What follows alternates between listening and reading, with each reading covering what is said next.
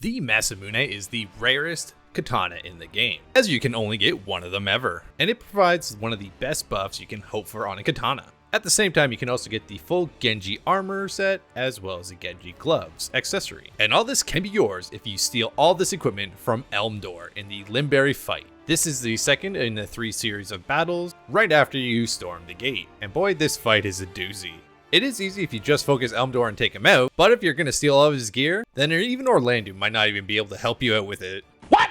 First and foremost, Elmdor can teleport anywhere without fail, and he will more than often not, if your party is grouped, will use Muramasa, that or any other samurai skills, not only dealing massive damage but can also inflict tons of different status effects. Both the assassins are back in full force, and once you knock one out, they will actually transform into an archdemon.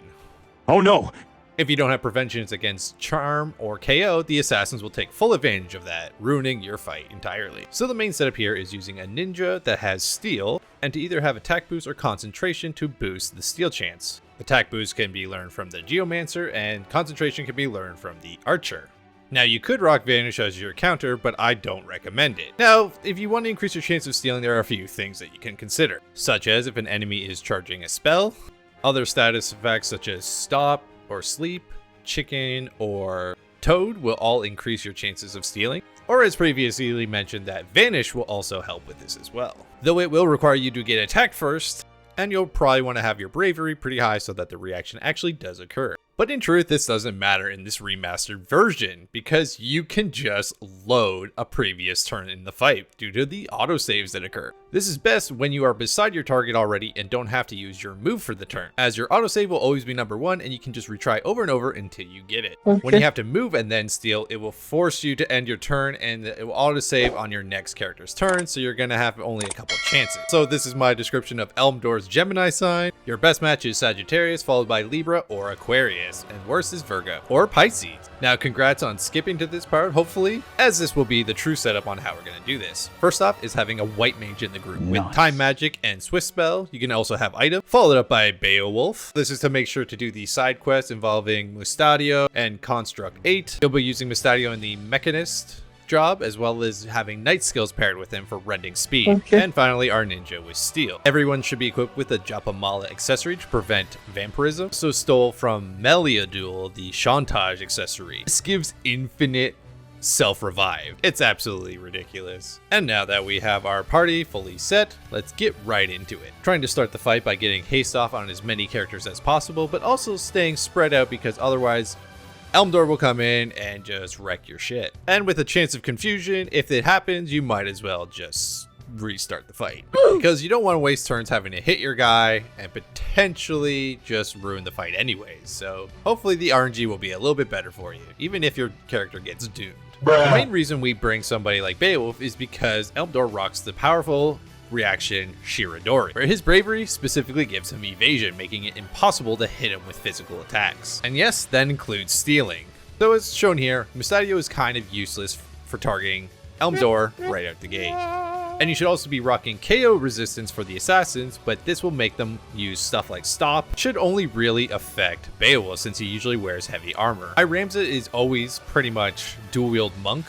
That way he can just take out anyone attacking in their first turn, because he will be the main damage dealer to take out the assassins and get them out of the fight as fast as possible. And you can hopefully land a slow on Elmdor so that you get more turns without him wrecking your entire party. Saudi can also use his turns to disable the other assassins just so they're not much of a threat. And for the time being, you can use your ninja to help out Ramza with killing all the demons and assassins. I did get doomed from the first attack, but I also saw that Beowulf got stopped, so I went for the Asuna thinking it was a pretty smart play and got her away from the fight completely, but this made this disable mean absolutely nothing as the assassin walked into range of it. And since Ramza didn't get to shout earlier, I'm doing it now since he will get a turn before the demon ever does. And goddamn that assassin for being so smart and reading my Asuna. Oh shit. The whole fight will revolve around dealing with a lot of party members dying and getting them back up and keeping your momentum. It becomes much more manageable once 1 or 2 of the assassins are down. And with Beowulf free of his prison of being stopped, he can now cast the one thing he's here for, which is chicken. This will massively reduce Elmdor's bravery by 50 each time you use it.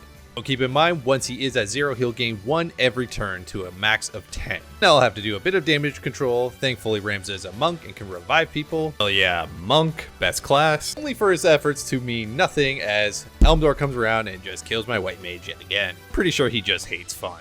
Now that his bravery is lower, we can actually try stealing, but he does still have a high percent chance thanks to his shield.